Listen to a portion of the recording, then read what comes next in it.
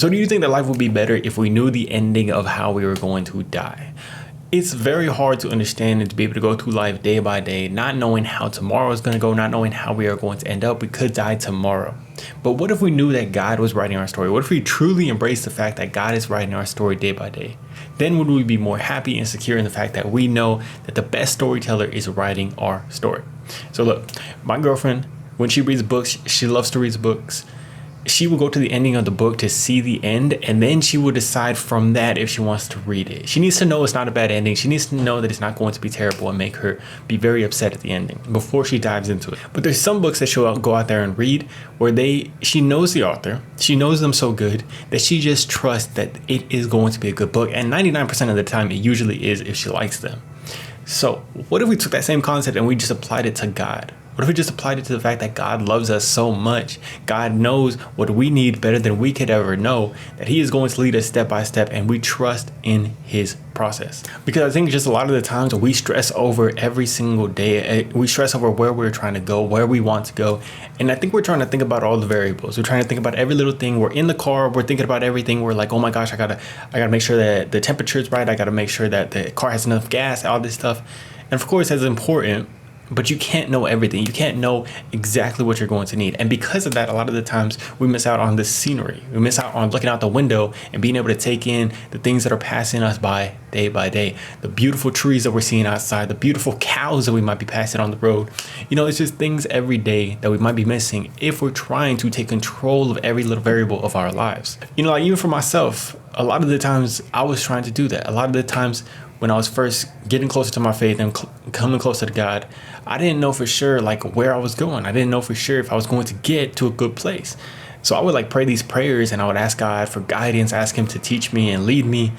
And it happened, but it happened day by day, and it happened very slowly. It was one thing after another that led me to slowly be able to see God is actually leading my path. God is leading me somewhere that I actually want to go. And even for myself, it comes in different ways. There's this book called Goals that I recently got, that I feel the closer I've gotten to faith, it just kind of led me there. It led me there to this book called Goals, and that allowed me to set these goals for the future, to really be thinking about the future. That wasn't something that I had to sit down and think about myself, because I don't know if I would have ever found that book.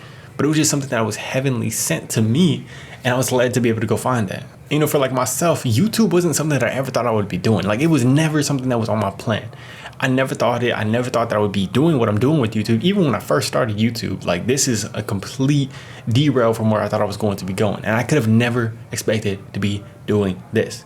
But the more that I go on this journey and the more that I'm doing this day by day, the more I'm realizing that there was no better option, no better path that I could have chosen than this one, than the one that God chose for me. And it's so amazing when you get to that place. Because yesterday, or a couple of days ago, actually, I was babysitting some dogs, and I go into the guest bedroom and I look over to my right, and there's this little tablet that the lady has there, and it says 2 verses. Number 1, trust in the Lord with all your understanding, lean not on your own understanding. Secondly, commit whatever you're doing to the will of the Father, and it will be made, your path will be made straight. It's basically just those 2 encapsulated. Those aren't the exact words, but they're basically the encapsulation of them. And it was just the fact that, I had been going on this whole journey, and I'm so glad that God has led me to somewhere that I actually needed to be, not somewhere that I thought I wanted to be. And for a lot of you guys right now, you might be going through that same thing. You might be going on your journey. You might be not knowing if it's what you want to do, if it's what you need to do. You might be questioning, because we don't have all the time in the world.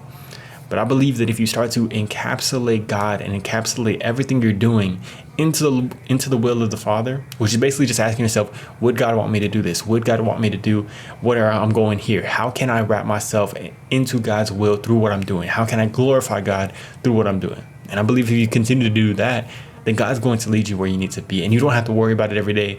And I personally have been enjoying, not every single day, but most of my days, I've been enjoying and being able to look out the car and just being able to enjoy the scenery that comes every single day. And I wish that for you guys too.